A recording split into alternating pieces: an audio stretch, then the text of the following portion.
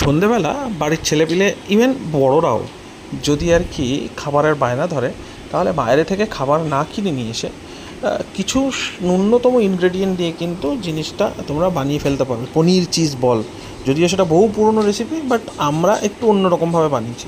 অন্যরকম মানে জাস্ট কিছু না দিয়ে আর কি। পনিরটাকে গ্রেট করা হয়েছে, পারলে তোমরা চটকেও নিতে পারো, গ্রেট করলে ভালো হয়। একটু লাল লঙ্কার গুঁড়ো দিয়েছিলাম। লাল লঙ্কার গুঁড়ো দিয়েছিলাম এই কারণ আমাদের কাছে সেই মুহূর্তে গোলমরিচের গুঁড়ো ছিল না। বেস্ট অপশান হচ্ছে গোলমরিচের গুঁড়ো।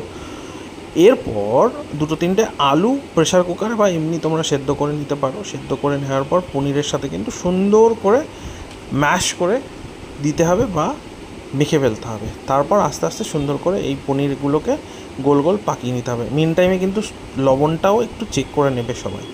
তারপর ওই যে সাইডে তোমরা দেখতে পাচ্ছ, বেসনটাকে কিন্তু আমরা গুলে রেখেছিলাম সাইড করে। একটা ননস্টিক ফ্রাই প্যান নিয়ে বা কড়াই নিয়ে তার মধ্যে তেল কিন্তু মিন টাইমে গরম করতে দিতে হবে, এবং লো ফ্লেমে করলেই জিনিসটা ভালো হয়।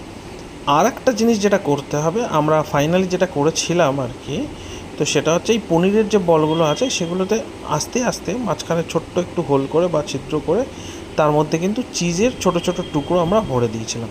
এটা শুধুমাত্র যেহেতু আমাদের কাছে স্লাইস চিজ ছিল সেই মুহূর্তে, স্লাইস চিজ দিয়েই করেছিলাম।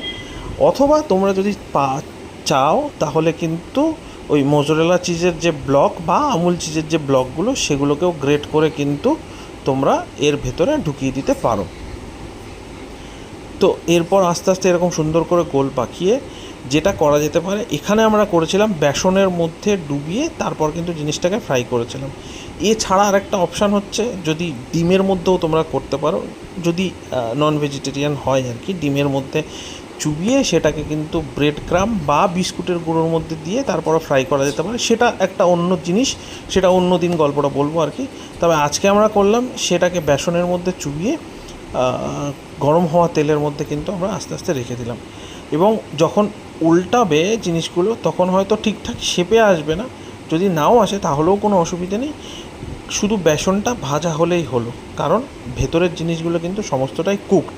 এই যে তোমরা দেখতে পাচ্ছ আমাদের তৈরি হয়ে গেছে পনির চিজ বল বা পনির দেয়া ভেতরে চিজ। তোমরা দেখতে পাবে চিজটা মেল্ট হচ্ছে আর কি সুন্দর করে, এবং খেতে কিন্তু সত্যিই অসাধারণ হয়েছিল।